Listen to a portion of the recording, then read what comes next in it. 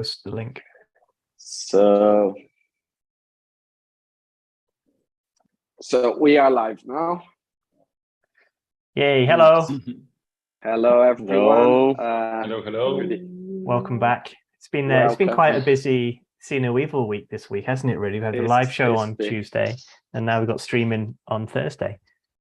Yeah, it's a crazy week, but I think we get back to normal from next month, and just the stream once a month, and the live show just for Christmas. Once a month. How many of that is it? How long is that in Prime Ministers? Hopefully not too many. Everything here. At least we're not getting bodies back at the moment. Well, Argentina had 5 presidents in a day, so. Wow, that was crazy. That was crazy. That's like Prime Minister hyperinflation. Yeah.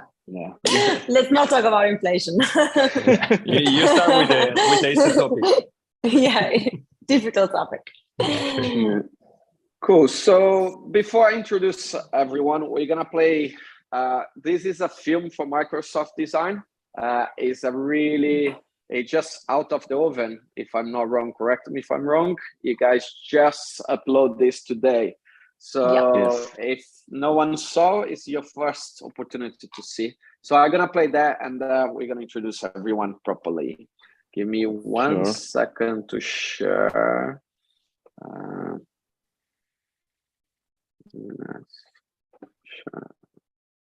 Cool. So can everyone see this? Yep. Cool.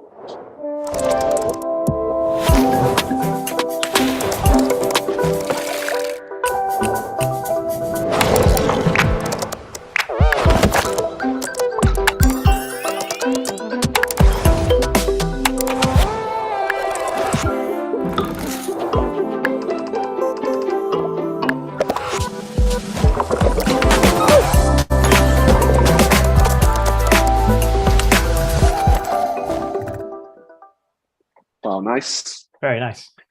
Really nice. Thank you. So, Thank you so much. welcome to the show. So today we have NotReal. I'm gonna let wait, it's playing again. Non-stop. Can't just play it once. Yeah. No, So that's the idea. today, I'm gonna let them introduce themselves properly and tell each one's name, what each one does, and also where you guys based, and just tell us a little bit about the studio. Sure. Amazing. Valerie, you want to start? I can start. I am Valeria. I am co-founder of the studio and creative director. I started as an art director, but overall, like through the years, our careers have evolved, and it's like we're doing so many things. And I'm happy to be sharing the studio with Milton. My name is Milton, as Valerie presented me. The three of us are originally from Argentina. Valerie and I are both in Madrid right now. We are super close because Valerie is in the other room, in the other side. So we are. I can be twice in here. I am also founder and creative director on NotReal. I start mostly as an animation director, but as Valerie mentioned, over the years we transformed into something different. Our roles changed, and here we are. Ro, it's all yours. Okay, so I'm Roberto. I'm in Buenos Aires. My role at the studio is as executive producer. And I don't know, my career started more like as a VFX compositor and animator. And along the years, I became as a producer.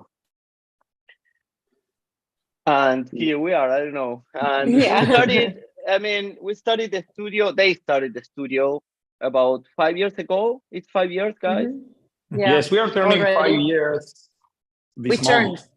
Well, Yeah. Well, does it feel like 5 years, or does it feel a lot faster? I mean, we've had a pandemic in between, which kind of makes perception a little bit different.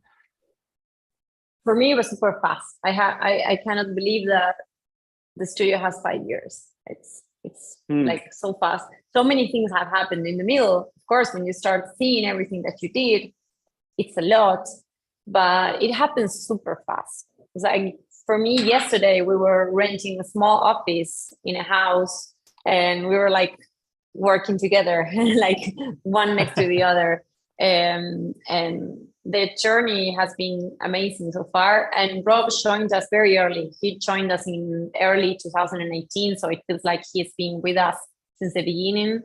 He had already worked with Milton in the past. Milton had a previous studio called Sublime, and Robert actually had experience working with Milton in the past. So when Milton and I started working together, we thought it was a really nice idea to have Roberto in our team. He's been a fundamental piece since the beginning as well. And it was like in a very organic way, because we did a project. I mean, they reached out to me because they received a bid and they were on a trip. So it was hard for them to just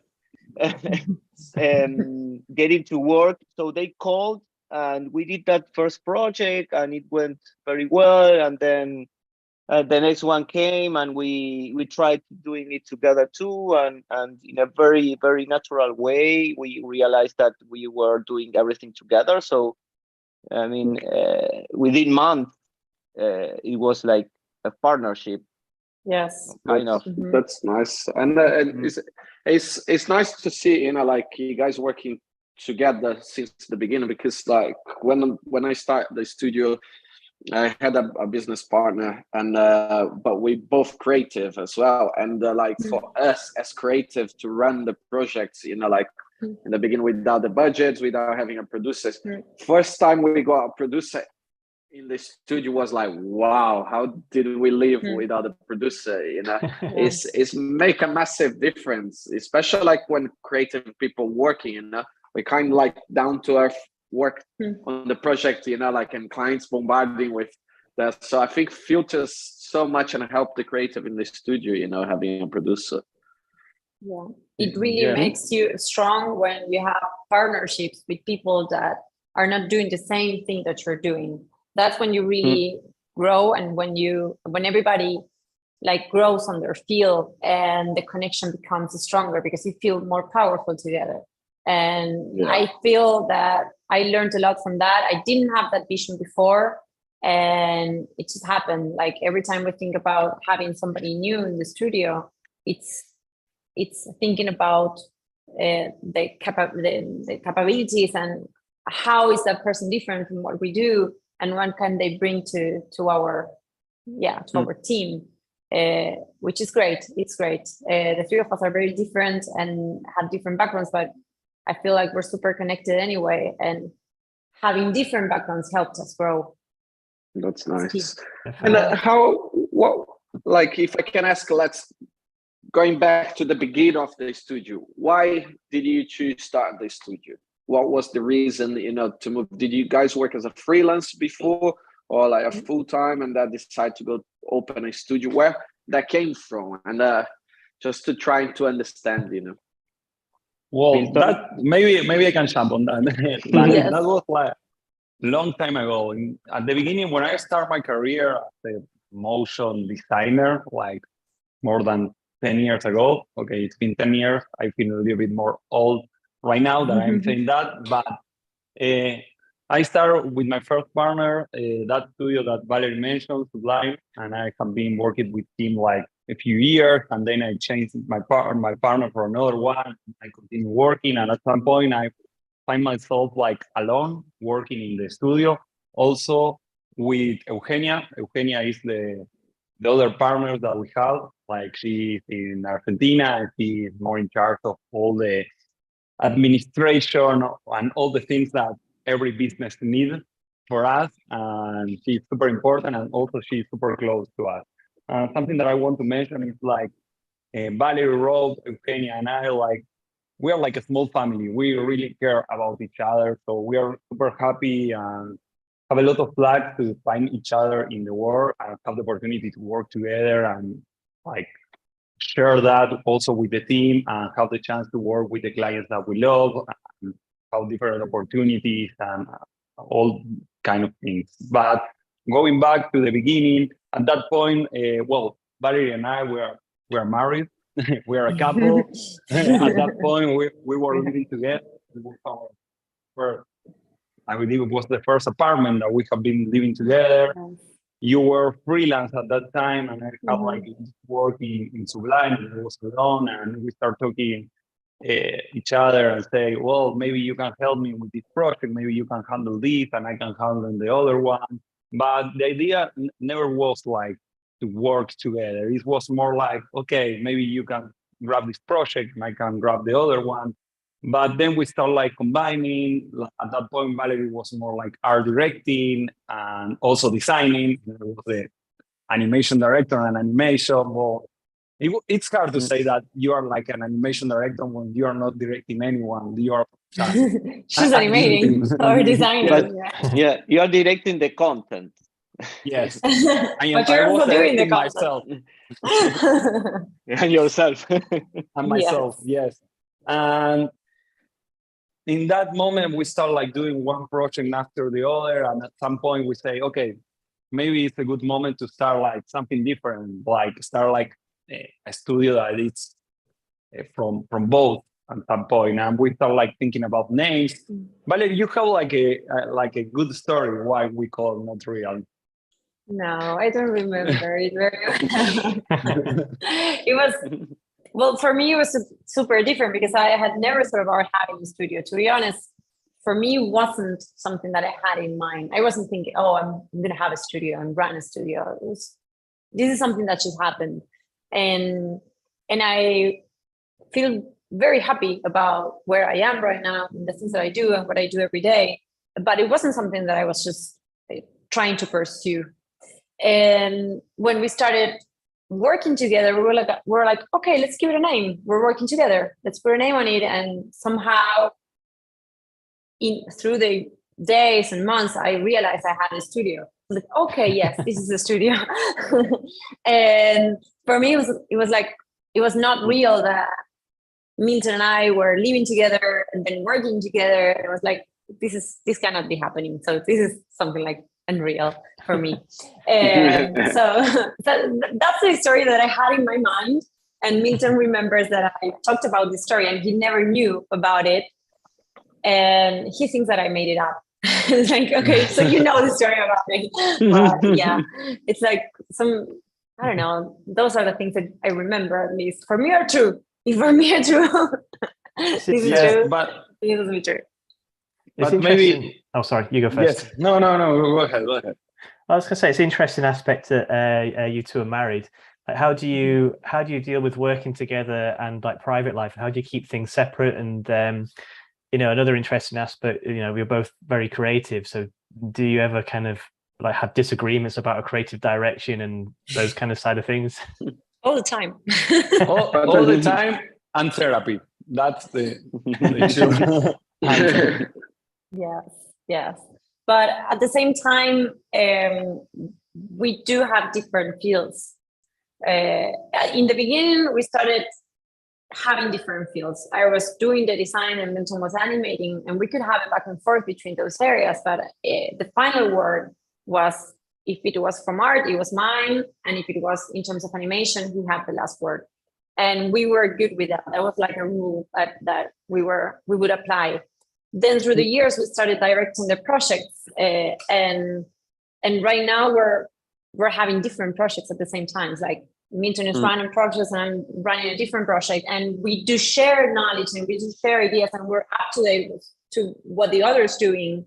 And we really communicate, but it's not like we are overlapping on each other tasks the whole time. And that's super helpful because you feel like the other can really give you a very nice feedback and you can grow with what the other is doing. It's like, he's doing a great job. I want to do a great job too.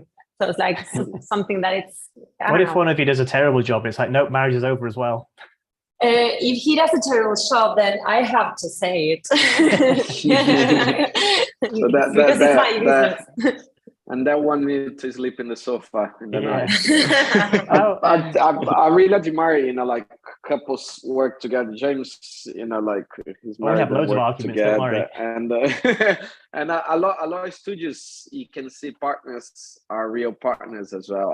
I just don't understand. I really admire that. I think I probably would kill my wife, or she would kill me like in the first week, you know, if we were partners in the studio. You need to have a Roberto.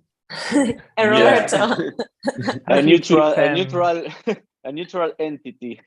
Yeah. Well, that's your kid, isn't it? How do you keep the you know, work life and home life separate though? Because, you know, it's quite difficult. You know, you'll end up talking about work stuff, you know, in the evenings or whatever. But I think that's quite a difficult aspect if you're a couple working together as well. You need to put a lot of effort into that, and this is something that also comes from therapy. Like, I don't know how to call it or say it in English, but being super clean or hygienic, is it a word? I have no idea. Yeah. Like in your relationship, like set like a boundary. Like when we're like having breakfast, we don't talk about work. When we arrive to the studio, let's have a talk about the project or the email or whatever. Or if we go to have some dinner, it's better not to talk about work. And those are like rules or things that you start. Of course, we did it in the beginning, and there are times that we do it, but we know that it's a place that it's not healthy for us to go. So as long as that is clear between the two of us, the other knows that, okay, you're stepping like into this territory that we know it's not healthy for us. And it was something that we learned over the year also. It's not that at first moment we know how to deal with that. We have like a lot of like happy moments, hard moments and everything, but at the end, like we find a way to make it work, and we are super happy with that. And as you mentioned, Thiago, like sometimes it's difficult to like, okay, we have like a work life together, we have like a life together at the same time, but sometimes it makes everything like easier also when everything is working for us, because we have like a knowledge of each other. We know the things that the other likes or not, on how to respond to like maybe like difficult moments when you have like a difficult client, or the things that are not going the way that you are expecting or whatever. You have like a different way to support the other one somehow. Interesting. And there's an extra thing is that we don't argue about silly things. Like whenever we go on vacation, it's like we've been through so many things to discuss or to talk about. It's like wherever we go, it's good for us. Where do you want to eat? I don't care. Let's just go and eat somewhere. Let's grab a pizza. Let's grab something. So the difficult things for other couples, I think that for us are so much easier, because we have so many other things that we have to confront each other about. So it's like you start setting priorities on what are the things that you should be fighting for or you should be discussing. Yeah, it's interesting how each couple deals with the same situation. Like our method is just to argue, and that's it. I have a question for you, Robert. How is for you like be working with a couple? That's a good one. Well, that's why it's in a different country. I got used to it, of course, and I have to say that we never shared, even when they lived in Argentina, we never shared the office. That was a strategic That was the rule. No, that was the rule. No, it was kind of natural, but yeah, of course, that I always got this in mind. I mean, I had at the beginning, since the beginning, I had to understand that they are not just co-workers, that they are also personal partners and a couple lovers, right? So I know up front that there's kind of a challenge that they have to deal with or overcome, or I don't know how to call it, all that they just said, right? So, but no, just accepting that and try to help and to be there for whenever it's needed, and whenever there are discussion or things that we need to to discuss, to to how did you say, Vale, to confront Or face, yes, maybe being like kind of outsider, it also helps to keep the energies more balanced. I don't know, just a thought, but it's kind of part of what it is, right? Yeah. And also be on my role. Besides that, it's not on my role of at the studio. I mean, as a producer, I mean, I'm very respectful of their creative decisions, and we know that producers are kind of in service too, or I know how to call that, but we are here to help creatives reach their goals or make their ideas come to life, or bring them down and get what they need. So just thinking about like you guys are in two different locations. Like how do you deal with you know, the time difference and what have you, working kind of remotely between Buenos Aires and Madrid? How is that working out for you guys? Well, from ours, I don't know if it's the same. We have different experience, I think that, but from our side, I really like having 5 extra hours before the team in Argentina starts, because it gives me time to organize everything before their day. We do have part of the team here, part of the team in Argentina, freelancers in every project. But when there is people that is working on a project in Buenos Aires, I feel like I'm always in advance, and that helps me for taking decisions. And I have some extra hours before they start, so that I can process everything, that I can take a look, I can organize, and I feel like the work is smoother. Then I don't wake up every morning thinking that I will be late to prepare a brief for somebody, or to, I don't know, look for some extra references, or to look at everybody's tasks within the first hour of the day, because otherwise I will be wasting everybody's time. So I think from a creative direction point of view, is the best that could happen, being in advance. But I don't know, from the production side, maybe we do have, I don't know, Rob, maybe how you can talk about how you feel it. Yes, when they moved to Madrid, what changed here was that we have way more or busier mornings, and maybe up to 2 or 3 p.m., which is the time that we are sent. But at the same time, I mean, there's a third time zone that we always have to keep in mind, which might be the time zone from our clients. And we've been working a lot for the West Coast of the US. So that makes a time difference of 9 hours between the Madrid and the West Coast. So being in the middle lets us also have like an extra time range to answer any messages or whatever comes from the West Coast, and when they are all already signed off for that day. So I guess that this was kind of a benefit for us, having these time differences, and of course it's harder if you think it in the time that we need to be synced and to talk and to discuss things, because that is reduced.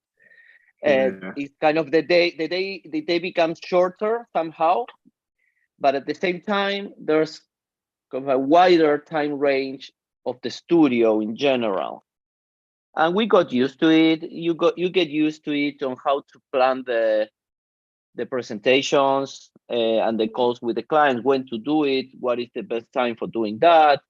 And I don't know, we could accommodate easily, I mean, and I don't know. And I think also give I just came back from the US last week, so I was there seeing some clients still in in the same Chicago time zone and in LA.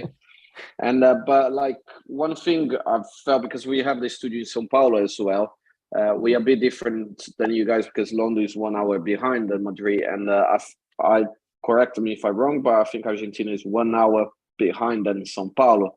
Yes. So I'm 4 hours and you guys 6 hours different, no? But we're 5 hours. We're 5 hours. No, it's the same time. Same time as Brazil. Okay, so but in the same time, what I don't know. I felt quite nice. Correct me if that doesn't work for you guys, but also because when Madrid works, the point is being in LA gives me such a short time to have with the clients, but in the same time having the studio in São Paulo give me a time, because we're 4 hours behind, so it gives time then the team that can still talk to the clients. So it feels like, because like if you're 8 hours different or you guys 9 hours different, so basically when they start you stopping, so you need to extend. But having the studio in Argentina means you still have someone to talk to them for another 5 hours. If it was just Argentina, just Madrid, you basically would lose a day on that. But having the studio in the middle on the time zone gives you like the security to the clients. If we want to talk to them, we can hit them. That is something help us quite a lot. So I assume that happened to you guys as well. Yep. Yeah, especially from the production point of view. Yeah. Emails from production point of view. That's because the presentations and what we do from the creative side, it's always, we try to keep the team super aligned with what we're doing the whole time. But maybe, I don't know, from the production point of view, emails or maybe adjustments to the timeline or whatever issues that could come up within a project that we always try to avoid, but sometimes those happen. Like there is an extra time frame to handle. And why did you guys decide to move to Madrid? That was my question, damn it.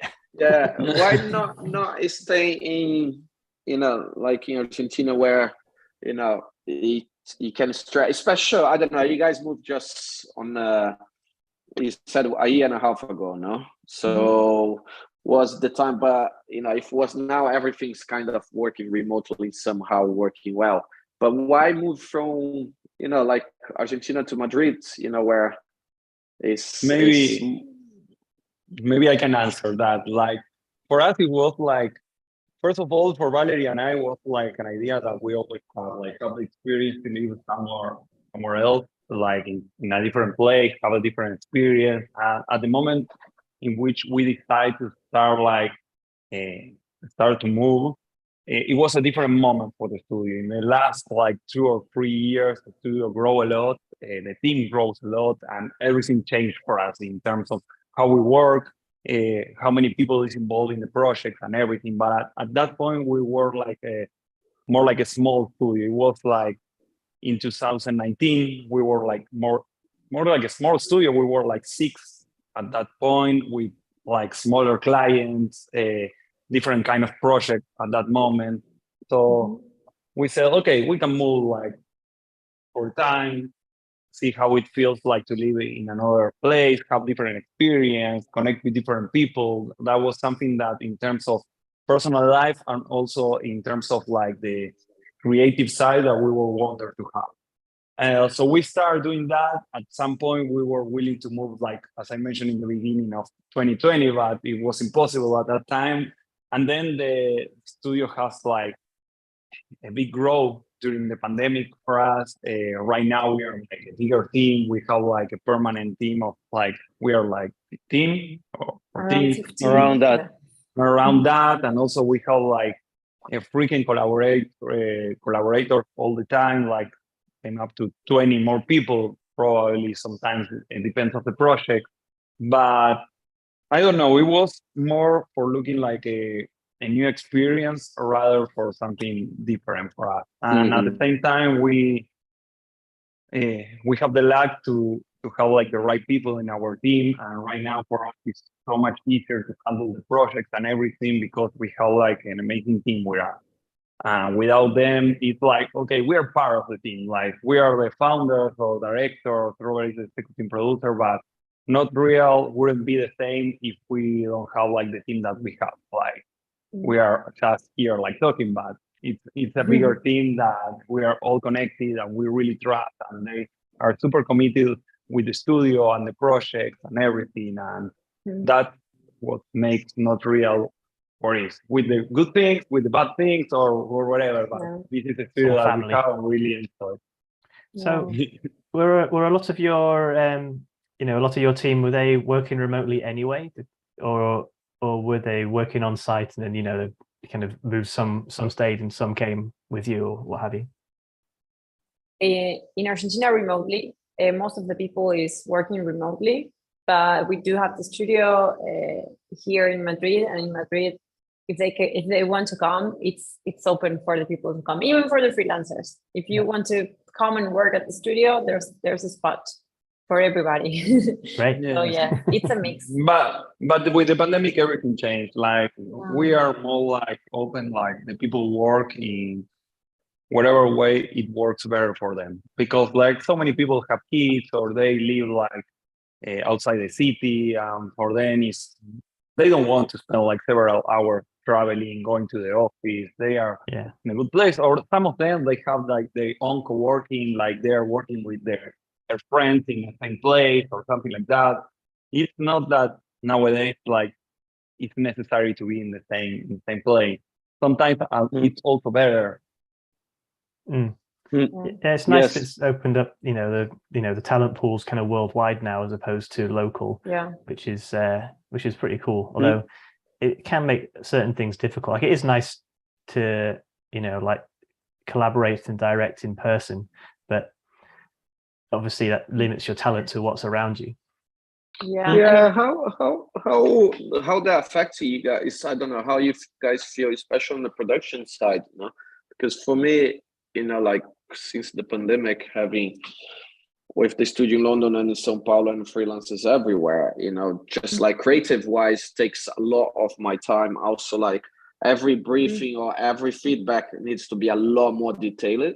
And also like on the production side takes a lot of time to look after everyone and make sure everyone has what to do and everyone understand what they need to do, before you could just get someone jump on the computer next to you, spend 2 minutes, but now it's a call and something. So how are you guys managing that? You feel affecting you guys spending a lot more the creative and production time? I don't think affecting much the designers and the animators, but the directors and the production side, I think we've been like putting a lot more hours into to manage everything to make work as the same.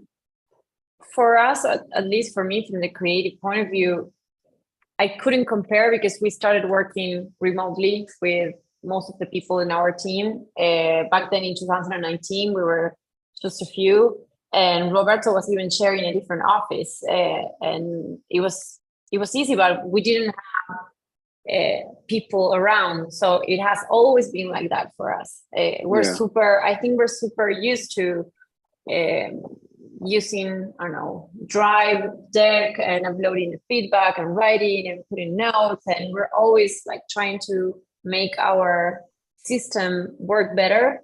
And I really trust that having this organization gives me the tools to direct the team in a proper way.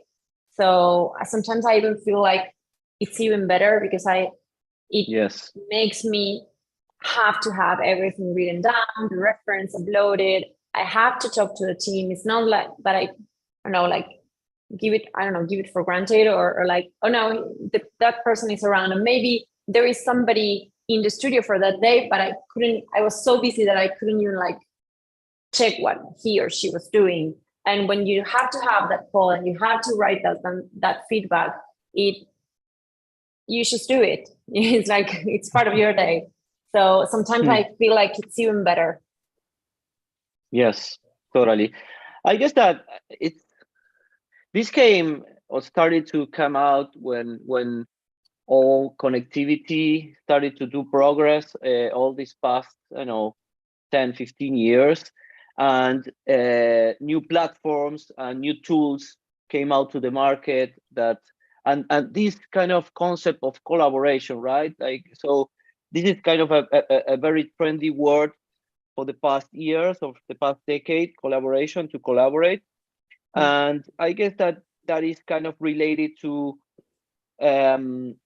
all these tools and platforms that started to help teams and make people that are in separate places to work together and to communicate better through the work. It's not just talking, it's also showing, or it's also, like Vale said, I mean, we have our, I don't know, workflow or working system that it's not very different from where we started.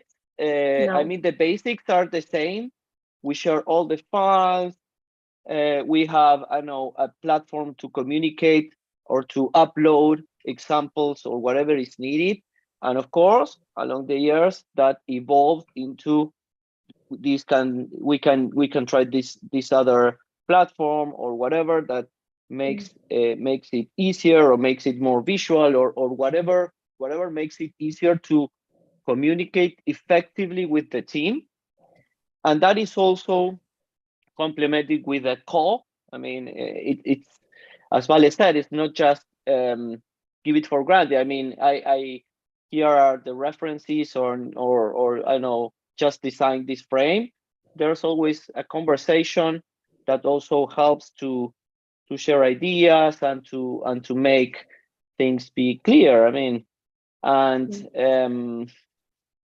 I don't know. We felt that when the pandemic started, we didn't have to change that much. I mean, the big change was that we were all day at home and all day. I know I have kids, so maybe that was what changed for us. But the way we work was pretty similar. That's good. I mean, yes. So given the worldwide scope for the team and what have you, like when you're looking for new talent or a new employee, what have you, what do you look for? What's important to you? Like, obviously, the show reel is all good, but I guess like personality and making sure they fit in the team is also a big part as well.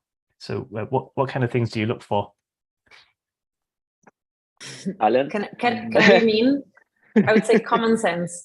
Common sense. Somebody that has common sense, because especially when you are trying, every time you try a freelancer, you just hope that you can create a relationship with that person for a longer time. It's not just about the project, at least for me. Yeah. Every time I meet someone new for a project, I try to make it the best so that I can keep on working with that person, even if it's just freelancing for a long time. Because when you start building a relationship with somebody, you start getting to know, they start getting to know what are the things that you like, what are the things that you would choose, what is your vision. They start understanding how do you create the things. They like start putting all of the process together of how we build things, how we do things. So, and that takes a lot of effort from our side to teach or to share with somebody, So a lot of trust as well. It's a lot of trust, and also it's like the other person also has to trust in you, because the first time that they work with you, they're also testing you. They're also trying to see, okay, so what is that you're doing with my show? I'm spending my full day in this frame or this animation. What is it that you're putting out there in the world with what I'm doing? So it's a both ways conversation and relationship. So I would say that common sense and being open, having willingness to talk or to adapt or to learn, and being the feeling of being part of a group and being part of something that we're doing together, that's key. Because if somebody has that, then that person can grow and understand that they're doing something as a part of the group, as we are. So sometimes it's not about, of course, there's the technical side of doing a great shading or great lighting or animating beautifully. But you can have that, but if you don't have the human side, then wouldn't be a good match for us.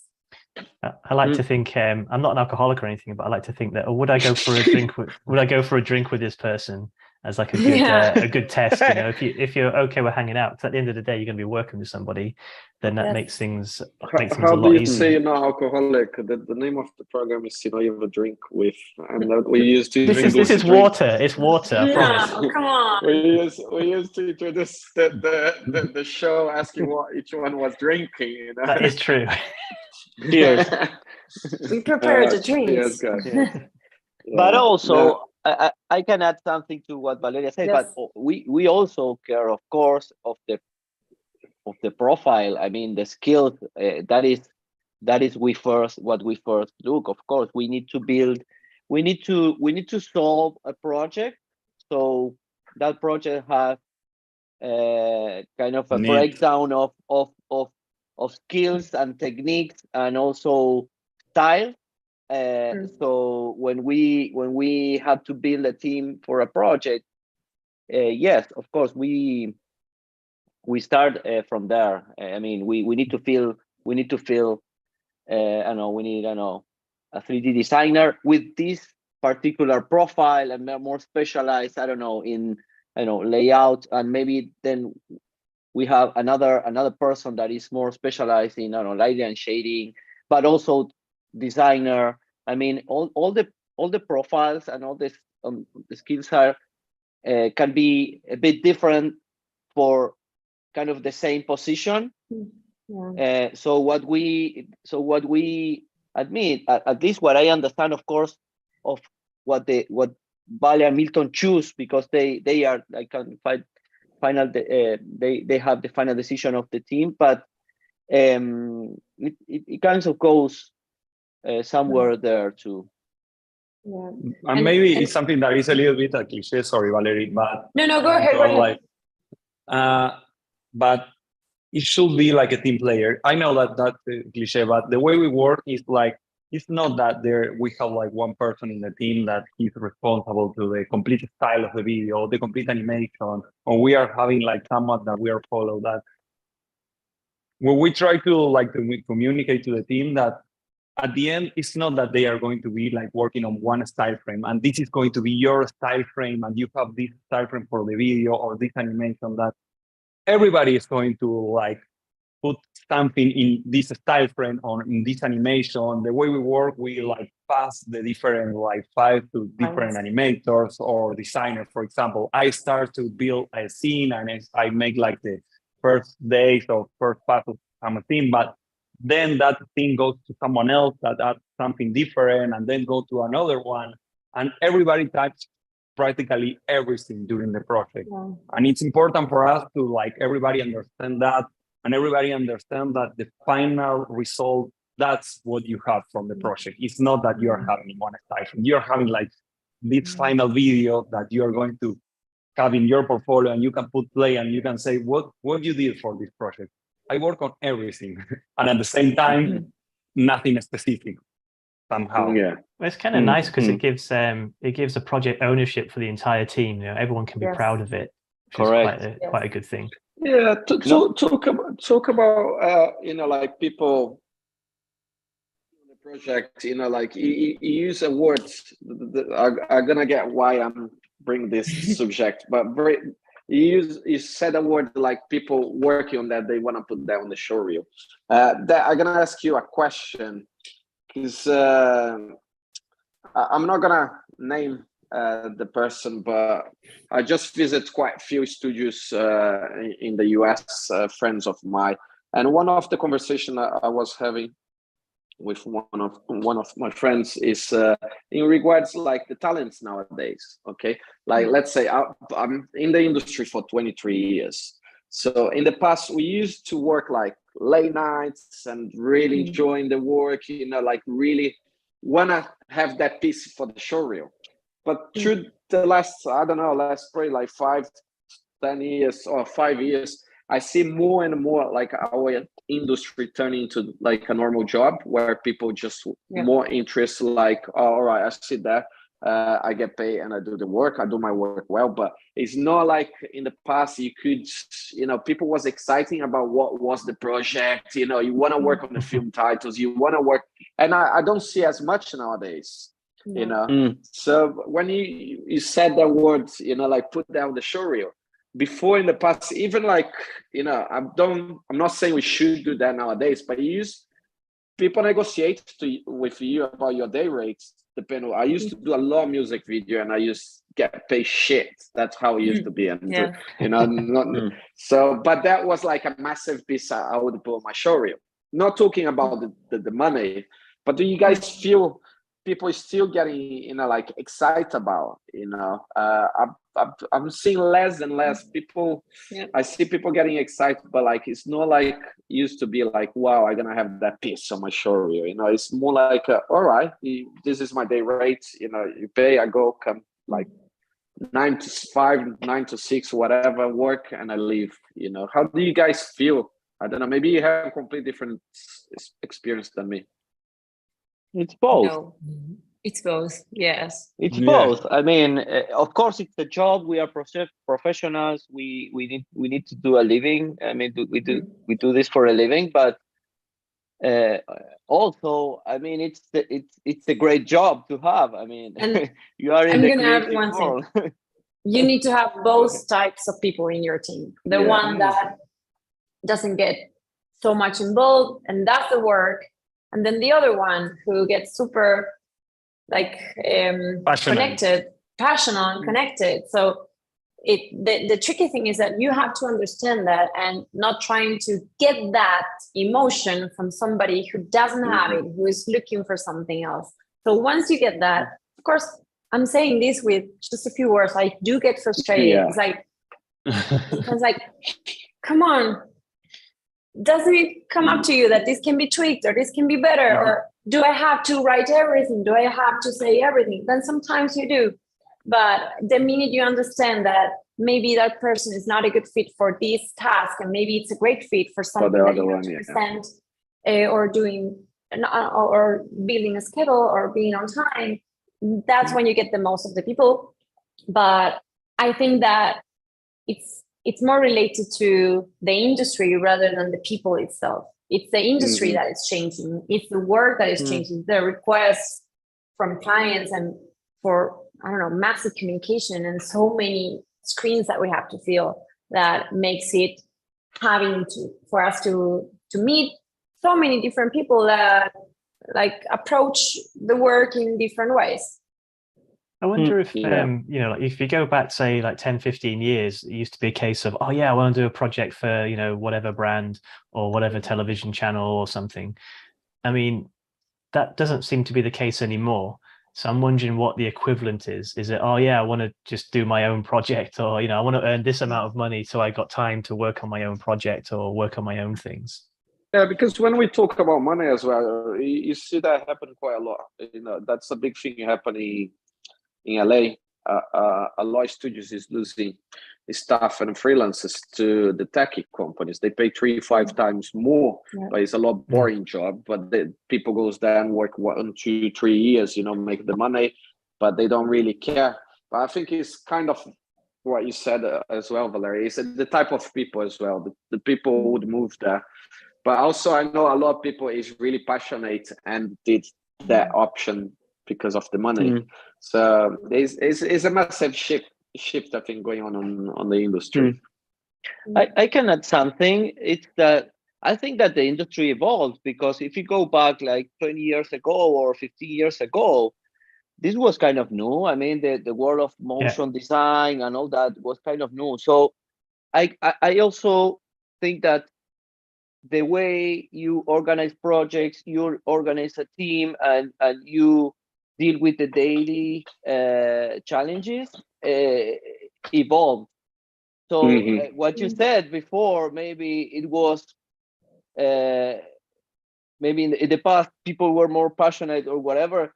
It's because I think it was kind of a more primitive state of this profession. And also that made us, I don't know, maybe one person had to solve like a different aspect of a project.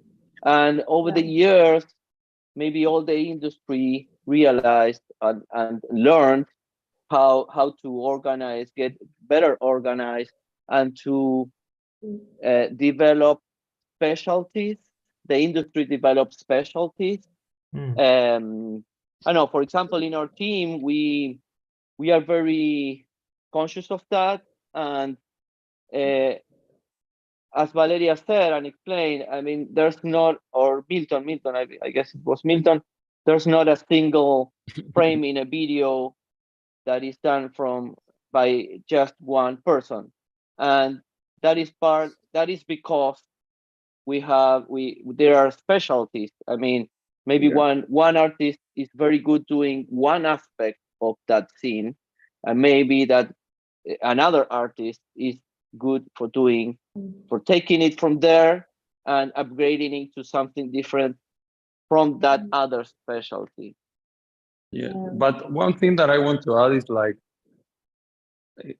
thinking about it is like what I believe is that at the same time, the people that have that kind of passion in the work, no matter if they are better animators or better designers or whatever, sooner or later, they are the people that made the difference in a project for us, and probably in all the projects, because it's that little extra passion that you share in the project that I care. For me, it's not the same if the style frame is good or excellent, or if the animation is good or excellent or whatever. They always trying to put a little bit extra. And that kind of passion is because you really like what you are doing. And when you love what you are doing, you always put that kind of passion. It's not that there are people that don't have that kind of passion, they don't love what they are doing. But I don't know, I believe that little extra effort always gives something out of the project. It's quite infectious as well. Like if you've got a team of people and you've got a really passionate person, and that'll rub off on someone else, and it'll just keep leveling up. Yeah, sometimes it happens, sometimes it doesn't. There is people that just want to have their money by the end of the day, and that's it. And they don't look at what everybody else is doing. We try to encourage that by uploading every week on a slides deck, so that everybody can see what everybody's doing and having everybody updated. But if you don't have the passion, like Milton said, we notice, we know. You can see when somebody pays attention or somebody is trying to do their best on what they're doing, and it's visible. It makes the project better. Eventually, that's the kind of people that we want to have around. Yeah. And we're a small studio. We're even a small studio now, and it's very valuable. Though that is the kind of people that we want to keep close. Definitely. And talk about passion. So, what drives you guys? What drives NotReal? What motivates you guys? What keep you guys pushing?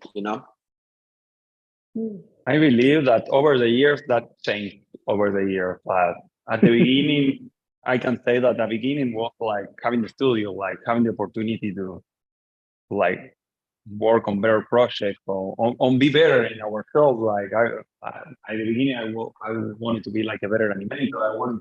I was around seeing like things on Behance.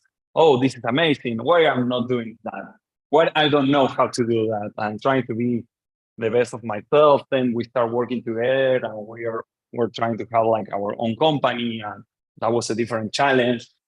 But I believe like nowadays, during the years, we have like the goal to have like, okay, work with big brands like, I don't know, with Nike or Microsoft or whatever, and we really enjoy that. And for us, every time that we have like a new project, for example, for Microsoft, for us, it's amazing because it's a brand that we're looking forward to work for a long time. And every time that we have opportunity, it's amazing for us. But at the same time, like over the last 2 years, I believe having the studio is what motivates us. Having the time to share with the people every day, to have like to enjoy the studio, to enjoy every project, to enjoy the time that we are together as sync or as synchronized, like working on something or building something together nowadays, I believe is the thing that motivates us the most. I don't know. We have been talking about this internally like for a couple of months, and I don't know, Valerie, what do you think about it? Yeah, we were just recently talking about it. It's like in the beginning, it's like I wanted to do beautiful work. I wanted to do something that was striking, beautiful, nice, balanced, everything. And then because I was the designer working on the project, but then there comes a time when you realize that it's not only about a project, it's about your project becomes your studio. So it changes, and you kind of have a twist in your point of view, and the projects are so important and you really enjoy them, and you, Milton and I, become super obsessive with having everything nice and beautiful and deliver the best quality that we can.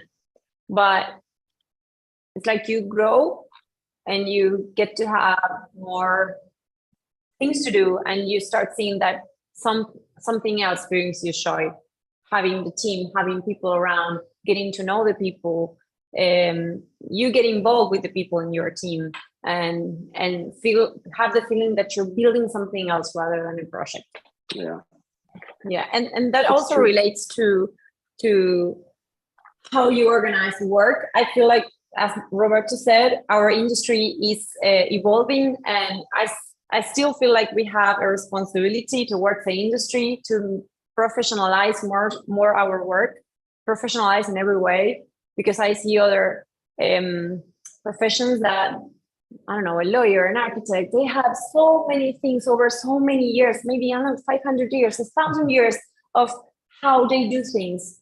Our profession is new.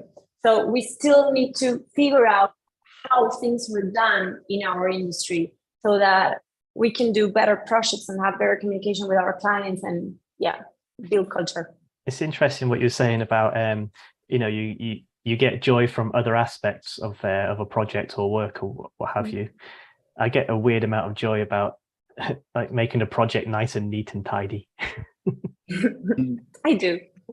Yeah. I like the nice colored layers. I like it when it's in order. We do. Organization. That is a hard. I think that's a whole show subject.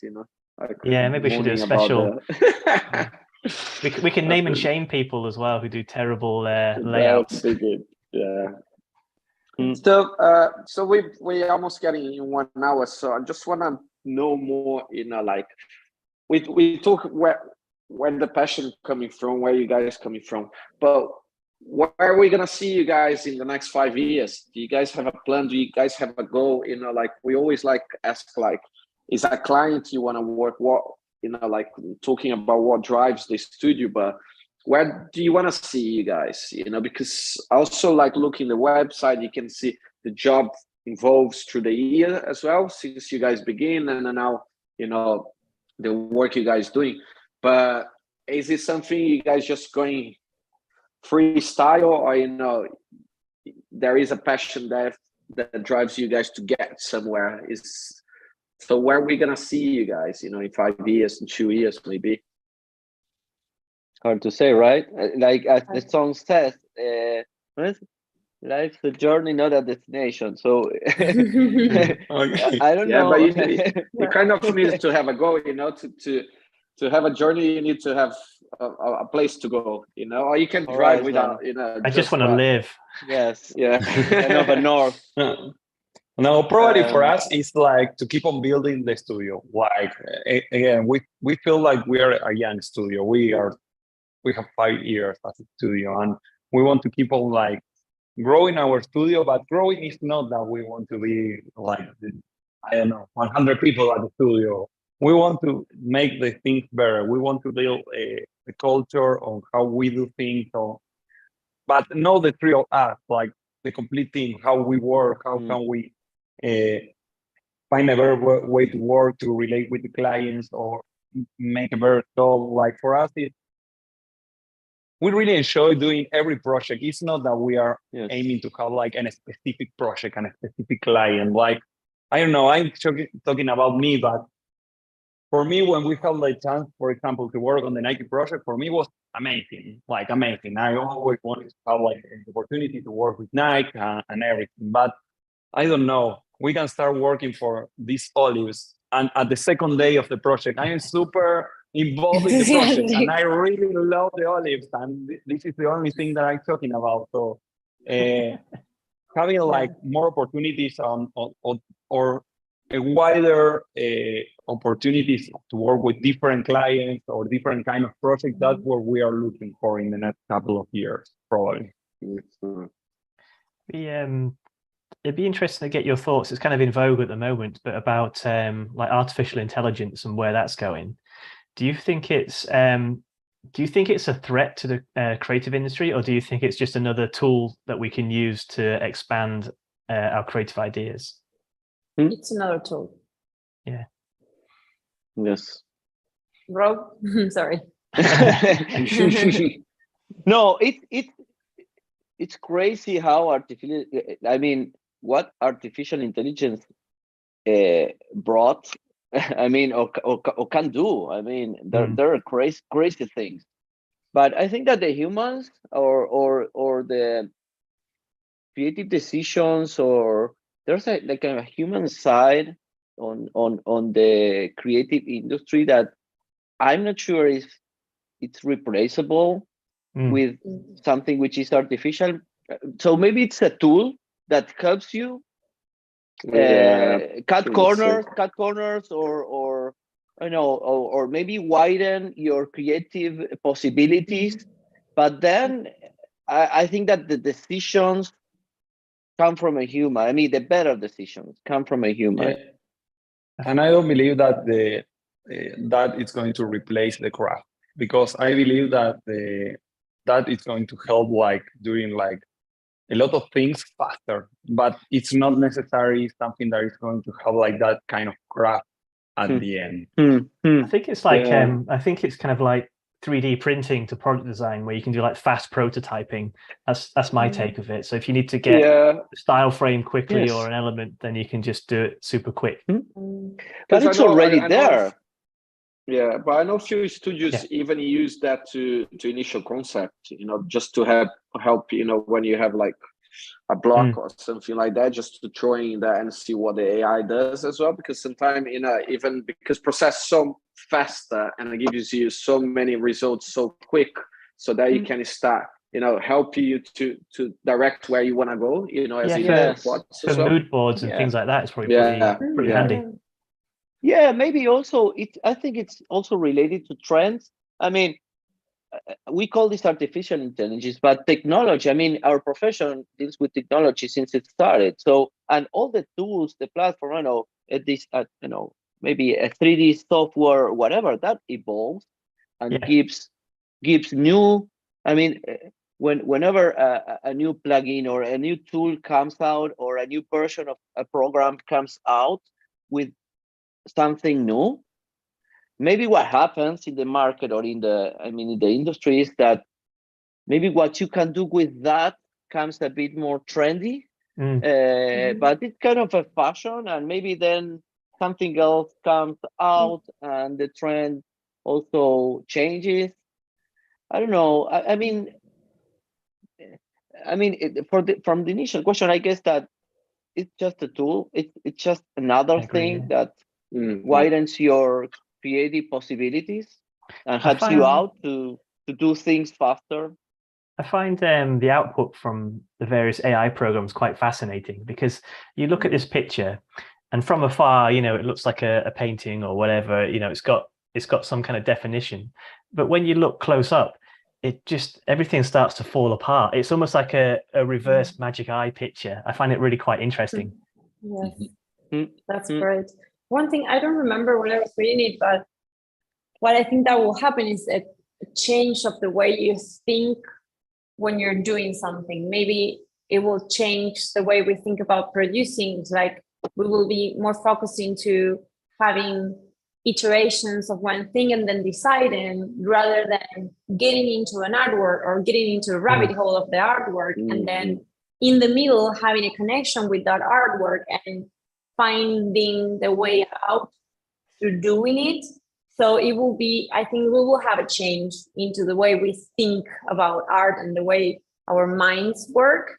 But if we understand that, I think it will be nice. It will be an evolution of the way artists think. Yeah, I do think overall it's probably a good thing, actually. You know, I can't imagine it. I mean, never say never, but I can't imagine it going out of business. But I think it's interesting the way creatives will end up using these tools. And also we end up always discussing AI as creating something, but like nowadays you have so many different AI things, you know, like there is AI software that you can upscale images, you know, so you generate like a full 1920 and that you just use the AI to upscale to 4K without losing any quality. That's so I can steal images and then print them out on Etsy. Yeah. So you can those things are great.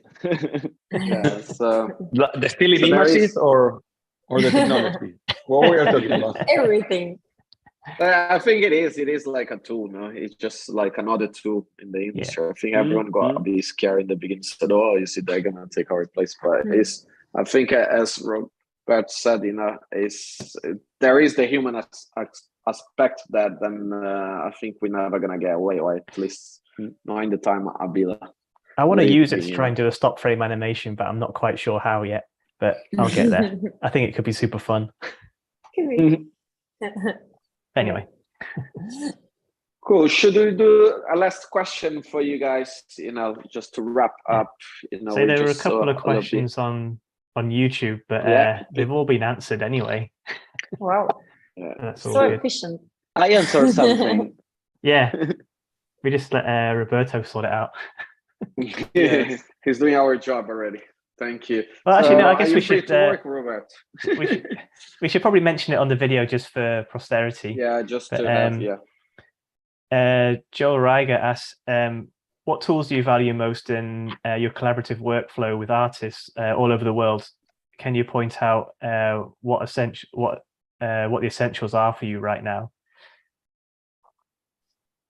And I have to answer. Okay. Yeah.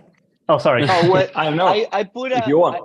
I answered kind of I gave a generic answer without brands or anything, but one you can for brand sharing you can brand. You are not on TV. we use Dropbox, but there's also no Google Drive, or there are many. One for chatting, that could be Slack or Teams or whatever you prefer. One for sharing information and images. We use Google Slides. That is very useful for us. It's very graphical and you collaborate in real time, but you have a lot of options similar for that. One for calls, which could be Zoom or whatever you like. But I think that the answer is there are a lot of needs that you need to solve or need to cover with tools. So whatever tool you find out there and you give a role for that, that will work. And as cloud-based as possible. I mean, everything, if you need to work remotely, I mean, what makes a difference is you don't work isolated and then send something to the other ones. Let's share everything. And let's communicate together, and let's find any tool that you do to be online, cloud-based, and collaborative.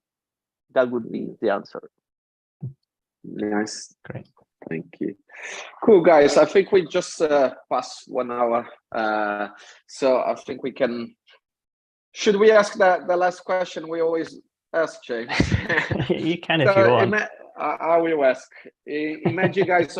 Imagine NotReal is a studio in the Tinder or a Tinder studio. You know, how would you describe yourself on the Tinder?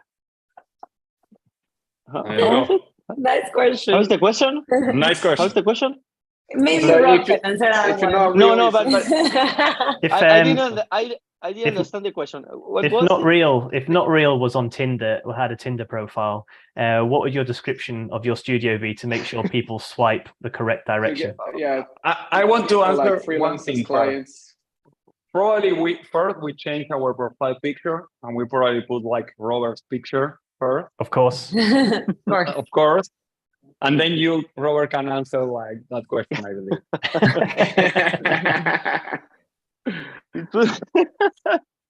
You put me in a tough situation, guys. I don't know. No, I don't know. I don't know, guys. Valerie? I have an answer. It's like I would be super clear with what we are and what we're looking for. It's just the same as what we do when we brand our studio. It's like, this is what I'm looking for. This is what I am. If you like me, hit like. If you don't, pass along. That's it. That's like yeah. The quality of the process equals the quality of the product. That's a good one. That's a good one. That one goes below. Not too large. That should be in our profile. That's a good answer. Cool, guys. So first, thanks so much. Thanks for being in the show. It's been great to understand more about you guys. Just share a little bit more about you guys, the studio, and also just cover a little bit both sides, the creative and the production side, because I think it's always nice for people understand a little bit more like how the studio runs. And most of the time we have like more creatives and artists here, so it's nice to have you here as well, Robert. But thank you for your time, and we have just a quick announcement. So the next show is, I don't even remember, is the last Thursday of the month.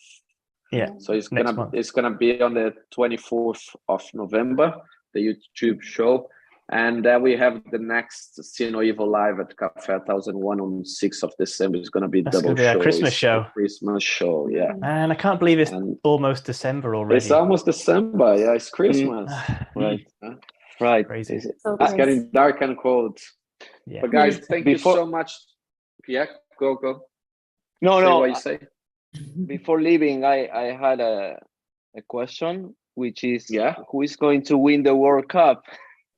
I'm being Brazilian, and as shit Brazil's been the last few years, I prefer not get involved in that. So especially we have Brazil and Argentina here, so it's not. That's true. It's not a good way to start finish a conversation. I would like an England Germany final again, because they're always classic. Wow.